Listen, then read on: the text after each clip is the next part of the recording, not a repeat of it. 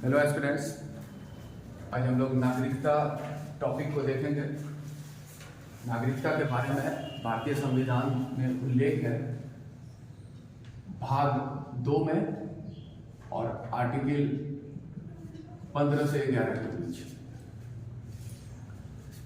नागरिकता की जो अवधारणा है वो दर्शाता है कि वहां पर देश में रहने वाले लोगों का उस देश से संबंध हो और जो नागरिक होते हैं किसी देश के, उसको विशेष अधिकार प्राप्त होता है जो उसको ऐसे व्यक्ति से अलग करता है जो कि नागरिक नहीं है। तो किस तरह से अंतर करता है कि जो नहीं है नागरिक मतलब विदेशी हैं, तो कुछ अधिकार है, विशेष अधिकार दिए जाते हैं। तो अधिकार में अगर हम लोग देखें बहुत तरह का अधिकार है। एक तो मौलिक अधिकार हुआ जो सिर्फ नागरिकों को उपलब्ध है। ये जो भारत के संविधान में मौलिक अधिकार हैं, कुछ ऐसे अधिकार हैं जो विदेशियों को भी उपलब्ध है, लेकिन कुछ अधिकार सिर्फ नागरिकों को उपलब्ध है।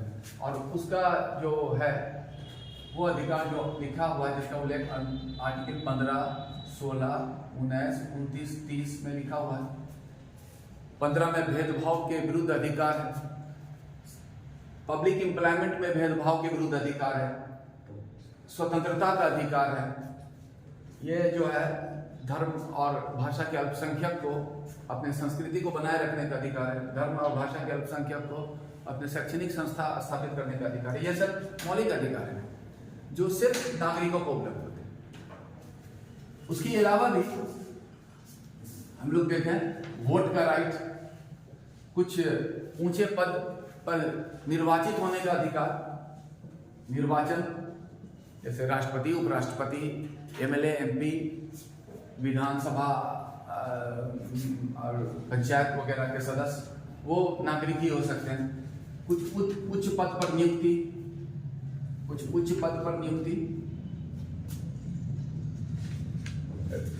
जैसे जस्टिस, हाईकोर्ट, सुप्रीम कोर्ट के गवर्नर, सीएजी, वैसा बहुत से पद हैं, वो सब सिर्फ उन्हीं को मिल सकता है। तो मतलब उनको विशेष अधिकार प्राप्त होते हैं नागरिक को, जो नागरिक नहीं होते हैं उनको नहीं प्राप्त होते हैं। अब क्या है, भारत में जो विदेशी होते हैं उनको भी अधिकार दिए गए हैं, लेकिन विदेशी जो है फिर भारत में उसको भी वर्गीकृत किया गया है 2 प्रकार में। ऐसा विदेशी जो कि मित्र देश का है, फ्रेंडली नेशन का, और दूसरा जो है एनिमी नेशन का, शत्रु देश का। तो जो शत्रु देश जिससे भारत का युद्ध होता है, डिक्लेयर्ड है, तो वो शत्रु देश की श्रेणी में आता है। वैसे बाकी सभी मित्र ही देश है। तो शत्रु देश के पहचान इसलिए किया गया है कि मित्र देश के विदेशी को एक खास मौलिक अधिकार प्राप्त होते हैं जो शत्रु देश के विदेशी को नहीं होते हैं। वो होते हैं आर्टिकल 22 को, जिसमें मनमानी बंदीकरण से सुरक्षा का अधिकार, राइट अगेंस्ट आर्बिट्ररी अरेस्ट, जो मित्र देश के नागरिकों को उपलब्ध होते हैं। कि जो अरेस्ट करने वाला संस्थान होता है उस पर भी कुछ अंकुश लगाया गया है कि वो उस तरह से नहीं कर सकता, कुछ नियम का पालन करके ही किया जा सकता है उसको बंदी, जबकि शत्रु देश के विदेशी को ये लाभ नहीं प्राप्त होता है। तो ये तो अंतर किया है। अब हम लोग ये देखेंगे भारत में एकल नागरिकता, सिंगल सिटीजनशिप, ये भी एक विशेषता है। और विशेषता क्यों है भारत के संदर्भ में एकल नागरिक? क्योंकि भारत जो है वो एक संघीय व्यवस्था को अपनाया हुआ। संघीय व्यवस्था उसको कहते हैं जहां पर जो देश होता है, एक केंद्र सरकार होता है और राज्य सरकार होता है, बहुत से राज्य, और हर सरकार, दोनों स्तर का सरकार अपने अपने क्षेत्र में स्वतंत्र और स्वायत्त रूप से काम करता है। अधिकार दिया गया है संविधान के द्वारा। इस तरह की जो व्यवस्था होती है उसको संघीय व्यवस्था कहते हैं। और इसका आदर्श है या सबसे पुराना संघ है अमेरिका का संविधान, अमेरिका। और एक होता है कि एक ही देश है जहां पर एक ही सरकार है, उसको कहते हैं यूनिटरी गवर्नमेंट या एकात्मक सरकार। जैसे इसका आदर्श उदाहरण है इंग्लैंड है, तो वहां तो एक ही देश है, एक ही सरकार है, तो वहां पर एक ही नागरिकता है, एक नागरिकता। लेकिन भारत अमेरिका के समान दो सरकार है, और अमेरिका में क्या है, एक केंद्र सरकार का फेडरल होता है गवर्नमेंट और एक प्रोविंशियल गवर्नमेंट। यहाँ केंद्र सरकार राज्य सरकार इस तरह का, तो वहां पर एक केंद्र सरकार का अलग नागरिकता, राज्य सरकार का अलग नागरिकता, और उस व्यक्ति को दूसरे राज्य में नागरिकता का दर्जा नहीं मिलेगा, वो केंद्र का है और अपने राज्य का है। लेकिन भारत में क्या है, एक ही नागरिकता है, और ये उसको भिन्न करता है कि फेडरल व्यवस्था होते हुए भी एकल नागरिकता है भारत में। यही है इसका एकल नागरिकता, और ये इसको अंतर करता है दोहरी नागरिकता, डुअल गवर्नमेंट, डुअल सिटीजनशिप, जो कि यूएसए में है। यूएसए के समान फेडरल व्यवस्था है, फिर भी एकल है। और ये भारत की एकता अखंडता को बढ़ावा देने के लिए ही है ऐसा। तो एकल नागरिकता, और इसमें जो है वो व्यक्ति केंद्र सरकार और पूरे भारत का नागरिक होता है। यही है सिंगल सिटीजनशिप के बारे में। अब हम लोग ये देखें कि नागरिकता के संबंध में जो प्रावधान का उल्लेख है वो ये भारतीय संविधान में है कि 26 जनवरी 1950 को जिस दिन संविधान लागू हुआ, उस दिन किस प्रकार के व्यक्ति भारत के नागरिक होंगे, इसका पूरा डिटेल वो लिखा हुआ है। लेकिन भविष्य में किस तरह से नागरिकता प्राप्त होगी और किस तरह से नागरिकता खोएगा, इसका अधिकार संविधान ने संसद को दिया है कि आप नियम बना सकते हैं। और अगर देखें हम लोग, क्योंकि ये नागरिकता जो है, नागरिकता के संबंध में नियम बनाने का अधिकार दिया गया संसद को, तो ये जो हुआ संघ की सूची का विषय है।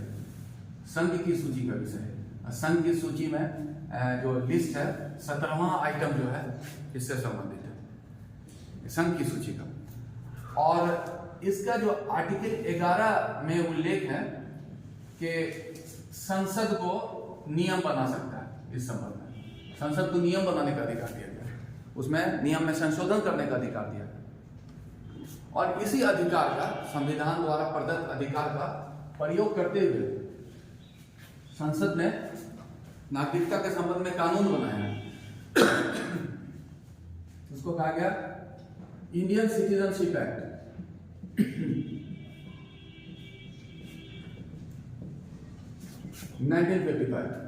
तो क्या कहता है, नागरिकता संशोधन अधिनियम।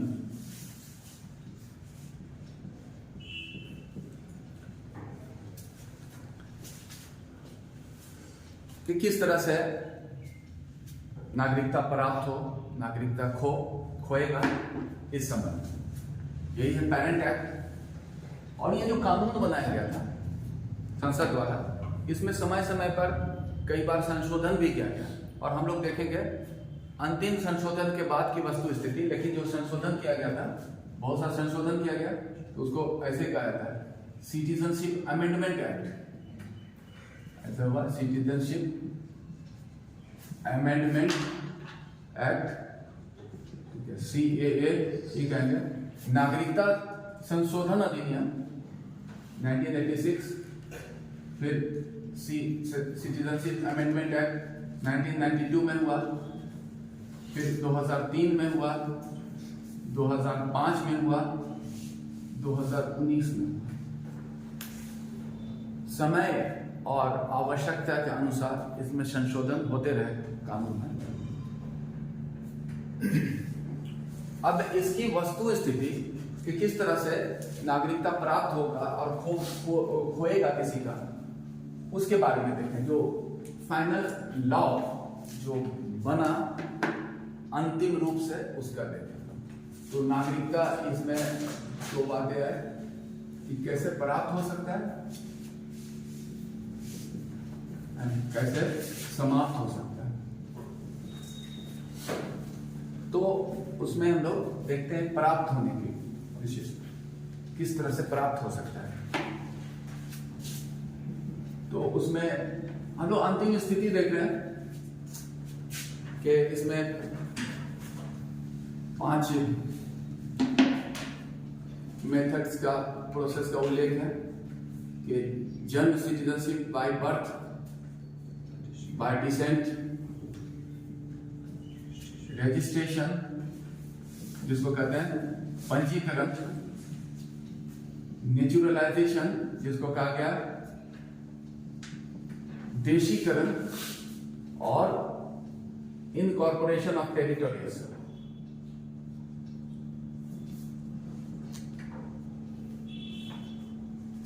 भूभाग का विलयन, इन सब विधि से नागरिकता प्राप्त हो सकती है।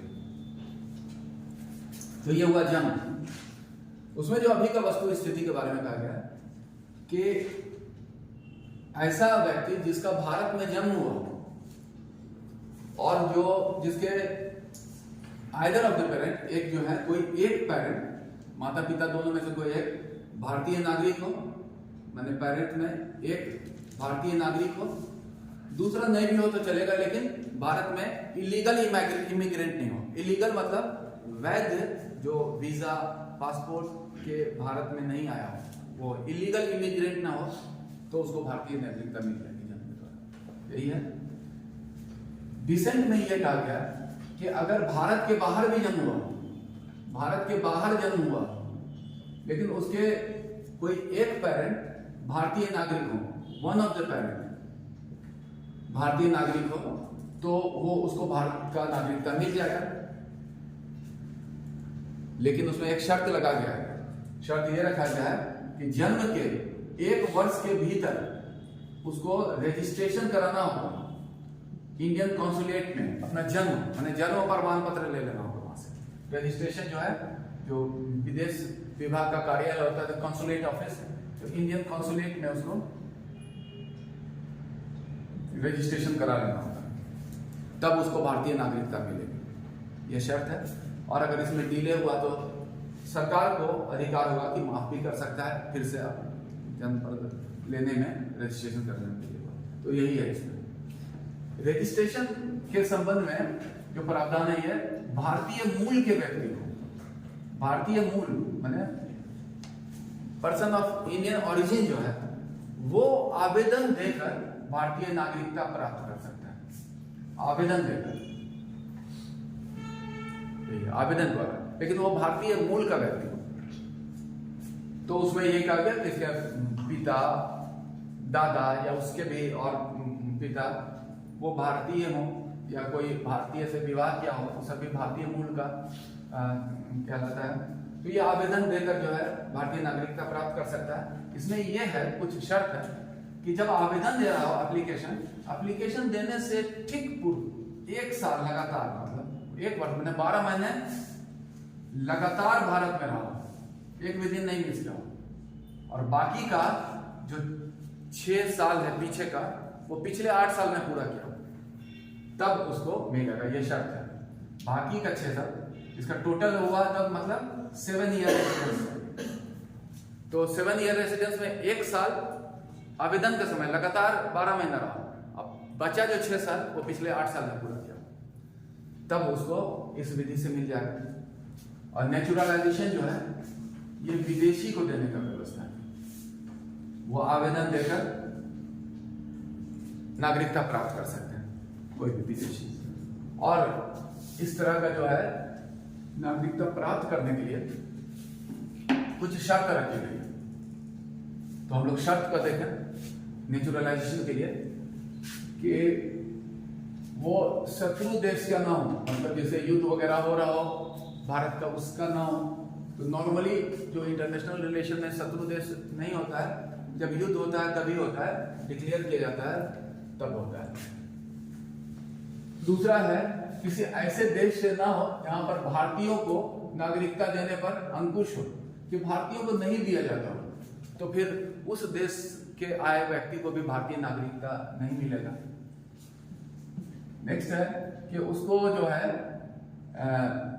घोषणा दिया हो आवेदन में कि भारत का नागरिकता प्राप्त होने पर वो जो जहां का नागरिक है पहले से, उस नागरिकता को त्याग देता है, यह भी उसको घोषणा देना है।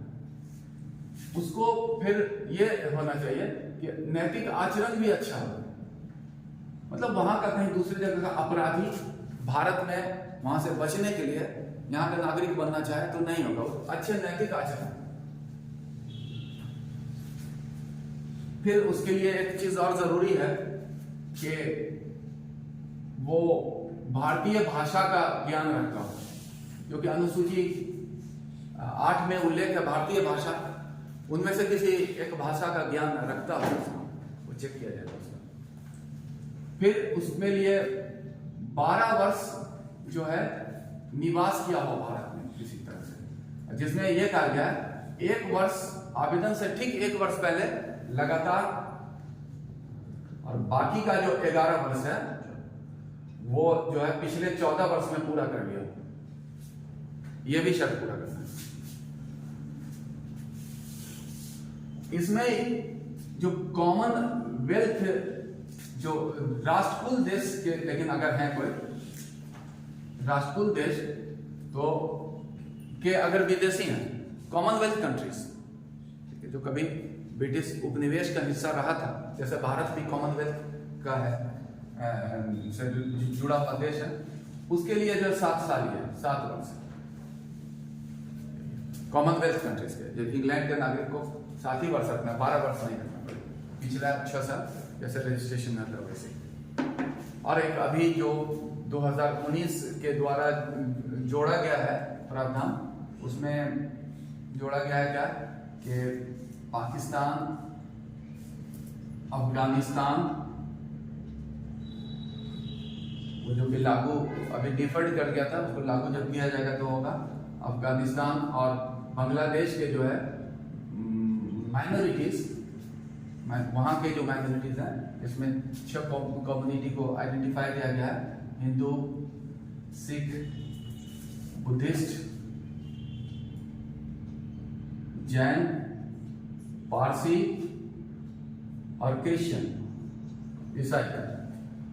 ये लोग जो हैं वहां के, अगर यहां पर 31 दिसंबर 2014 या उससे पहले आए हैं तो उनको भी मिल जाएगा नागरिकता, क्योंकि नॉर्मली क्या है, इलीगल इमिग्रेंट को नहीं दिया जाता है नागरिकता। ये सब जो शर्त जो पूरा किया सब लीगल वैध ढंग से, जैसे भारत में किसी स्थिति से आया है कि काम करने के लिए, उसको किसी कंपनी, मल्टीनेशनल कंपनी में उसको वीजा एक्सटेंड हो रहा है, अनुमति मिल रहा है, तभी उसको ये शर्त पूरा हुआ। अवैध रूप से जो रहा उसके लिए ये काउंटिंग नहीं होता, लेकिन यहाँ पर है इलीगल इमिग्रेंट भी है अगर, तो उनको मिल जाएगा, लेकिन 31 दिसंबर 2014 से पहले। तो ये CA 2019 में है, जो कि डिफर्ड किया गया था लागू करने में, जब लागू होगा तो यही होगा। यही है व्यवस्था नागरिकता से संबंधित। नेचुरल एडिशन और इनकॉर्पोरेशन ऑफ टेरिटोरी चौथा जो था भूभाग के लिए, उसमें क्या है कि कोई ऐसा क्षेत्र जो कि पहले भारत का भाग नहीं था और उसका विलय भारत के साथ होता है, जैसे उसका एक आइडियल उदाहरण है पौंडीचेरी,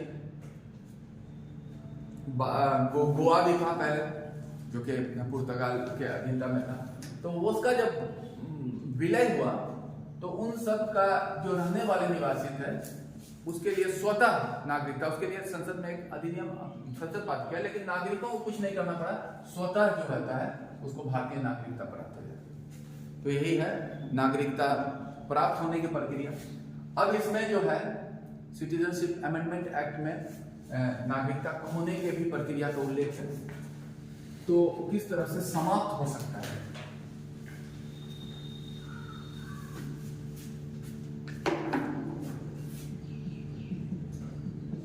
तो उसमें समाप्त होने का जो है 3 विधि का है। रिनंसिएशन, जिसको कहते हैं त्यागना, टर्मिनेशन, इसको कहा गया समापन, और डेप्रिवेशन, इसको कहा गया वंचित करना। 3 विधि से समाप्त हो सकता है। विधि के इस तरह से नाम दिए गए। तो जो रिनंसिएशन है उसमें कहा गया कि कोई भी व्यक्ति स्वेच्छा से अपने भारतीय नागरिकता त्याग कर सकता है। अपने लिख के देगा कि स्वेच्छा, उसमें स्वेच्छा काम करता है। वॉलंटरी मैंने कि पर्सन क्या रिनाउंस हिज इंडियन सिटीजनशिप, स्वेच्छा काम करता है। लेकिन यह स्वेच्छा काम नहीं करेगा तब जब युद्ध का समय हो।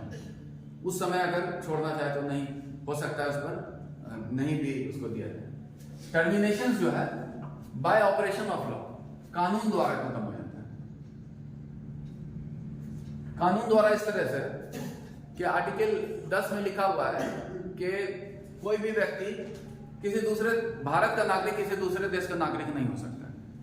अगर वो दूसरे देश का नागरिक होगा तो फिर उसका स्वतः कानून के द्वारा, जो संविधान में लिखा हुआ आर्टिकल के 10 के अनुसार, दूसरे देश का नागरिक अगर हुआ तो स्वतः खत्म हो जाएगा by the operation of law. ठीक है, तो मतलब हुआ कानून द्वारा समाप्त हो जाता है इसमें। और डिप्रिवेशन है कुछ विशेष प्रकार के व्यक्ति को, विशेष प्रकार के व्यक्ति को भारतीय नागरिकता से वंचित किया जा सकता है। और उसमें जैसे हम लोग कहें कोई देशद्रोह किया है उसको वंचित किया जा सकता है। जो हो सकता है दिवालिया हो गया हो, इनसॉल्वेंट, उसको किया जा सकता है। विचार करेगा सरकार। फिर है उसको पागल हो सकता है एक्सेट्रा।